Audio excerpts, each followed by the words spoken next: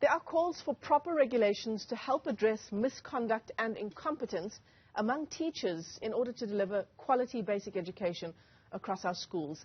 These cases include mismanagement of finances, sexual misconduct, and assaulting learners.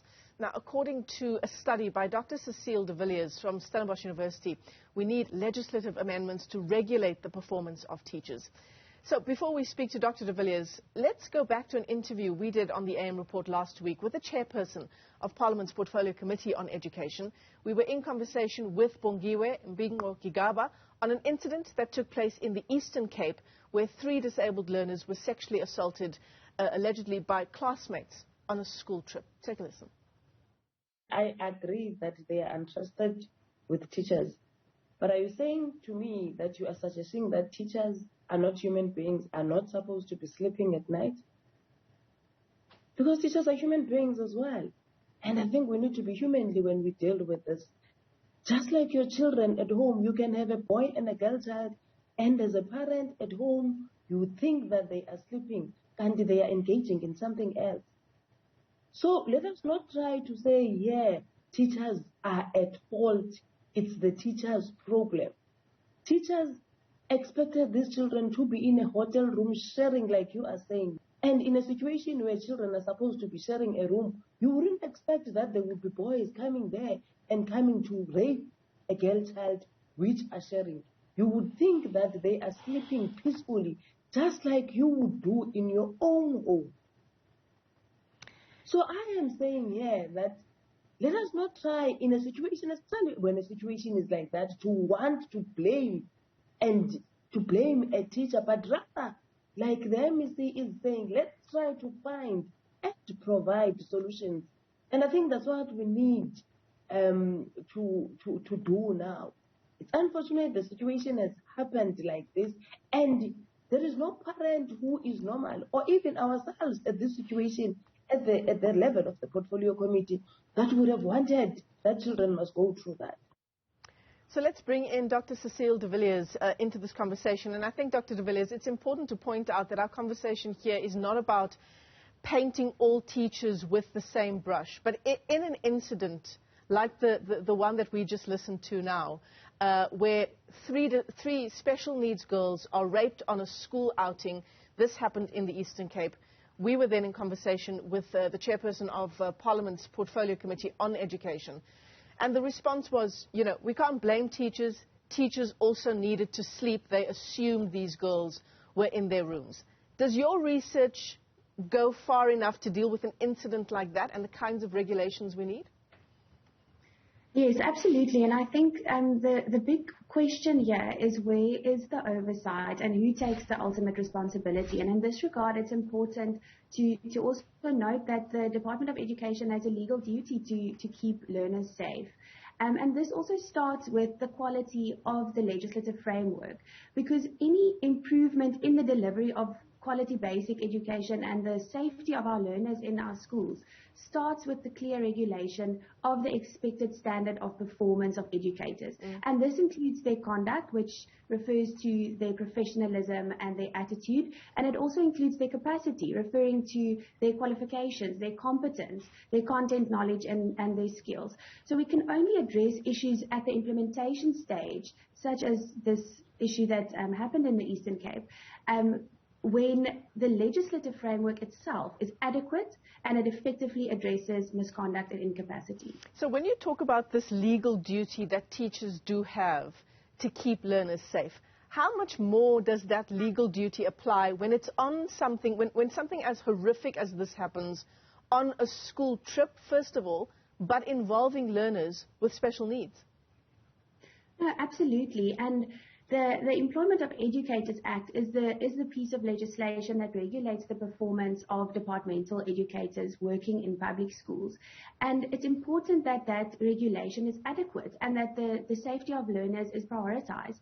One reason the current regulation is inadequate is because the Employment of Educators Act does not align well with other legislation in the sector. We can only address poor educator performance where accountability measures are clear and cohesive. Yeah. There's a story on page 3 of the Sowetan this morning, and perhaps you can just bring up the front page, but there's an NGO that's challenging the sanction that is currently in place for a teacher who assaults, effectively, a learner. Apparently, the sanction now, and there's nothing wrong with it, according to this article, it's in the law, is a fine of up to 10,000 rand, but teachers are allowed to keep their jobs. This article in Sowetan talks about 2 different incidents involving very young children. One is a 10-year-old, one is a 7-year-old, effectively being, the one was hit with a pipe, we understand, and suffered long-term cognitive issues. The other was struck across the face by a teacher using a hand, and her ears started bleeding. A 7-year-old and a 10-year-old, and the sanction is 10,000 rand. Yes, and what's strange about that provision in the Employment of Educators Act is the Act makes provision for an array of sanctions short of dismissal, which are not ordinarily encountered in other workplaces. And one of the examples, as you mentioned, is a fine or, for example, punitive suspension. Mm-hmm. The practical implication of the legislation making provision for this array of sanctions short of dismissal is that there is a prevalence in the basic education sector to use fines and punitive suspensions as alternatives to dismissal, even in cases of serious misconduct such as the ones that you mentioned just now. Yeah, effectively assault, but sort of masquerading as an old form of corporal punishment. Just for interest's sake for our viewers, the 2 teachers in those incidents are still employed in the same school. Yes, I'm not surprised, Michelle, and these are only 2 instances of many, many more. And it's horrific to read the circumstances and the background to some of our disciplinary inquiries where educators are not being dismissed, but to read the facts that happened in those specific cases. There was an incident in the Western Cape where an educator physically assaulted a learner to the extent that he broke his front teeth. And that person was employed at a different public school after his dismissal, which also points to the fact that there's not enough being done to ensure that educators are removed from the sector entirely when they are found guilty of serious misconduct such as assault. Yeah. So suffice to say, the current regulations don't go far enough to protect learners. Definitely not. No. So what are you proposing? What are the kinds of legislative amendments that you're proposing? The first is, and this also links to what I just mentioned regarding the oversight and to ensure that educators are removed from the sector completely when they are dismissed for serious misconduct. And this speaks to the fragmentation of the responsibility of role players in terms of different pieces of legislation. So the first suggested amendment is that there should be an express legislative obligation on the school governing body of a school, as well as the Department of Education, to do a pre-employment check on any prospective employee. Mm-hmm. And this does not only refer to educators, but also other employees working in public schools, such as sports coaches. Wait, hold on. Sorry, Dr. De Villiers, are you saying that is not in place currently? At this point in time, there is no legislative obligation on the school governing body and the Department of Education to do such a pre-employment check. When educators register for SAYS, they have to provide a police clearance certificate. But as I say, the employee provides this information. The check is not done independently from the side of the school governing body or the Department of Education. And that's a shortcoming in the legislation itself, because there should be a legislative obligation that this happens to ensure that educators are being kept safe and employees, for instance, do not provide inadequate information and are then employed in the public basic education sector.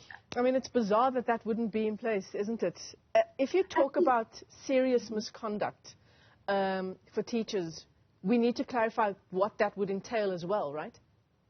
Yes, of course. The Employment of Educators Act, as it stands now, distinguishes in Section 17 between serious misconduct and in Section 18 misconduct.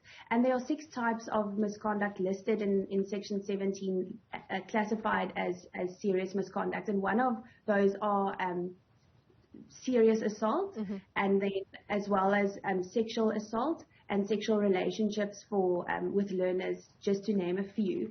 But the suggested amendment from the research is that the current provisions, referring to Section 17 and 18 of the Employment of Educators Act, these provisions dealing with misconduct should be repealed in its entirety, and it should be replaced with a new provision which amends the description of misconduct as well as the possible sanctions. As we referred to earlier, there is an array of sanctions short of dismissal, and those sanctions are not ordinarily encountered in workplaces, and they should simply be removed from the Act, because there's also a prevalence to use a combination of sanctions, such as a fine and punitive suspension together, which then apparently increases the seriousness of the sanction, but which still avoids dismissal. And these sanctions should simply be removed from the Act. Yeah, absolutely.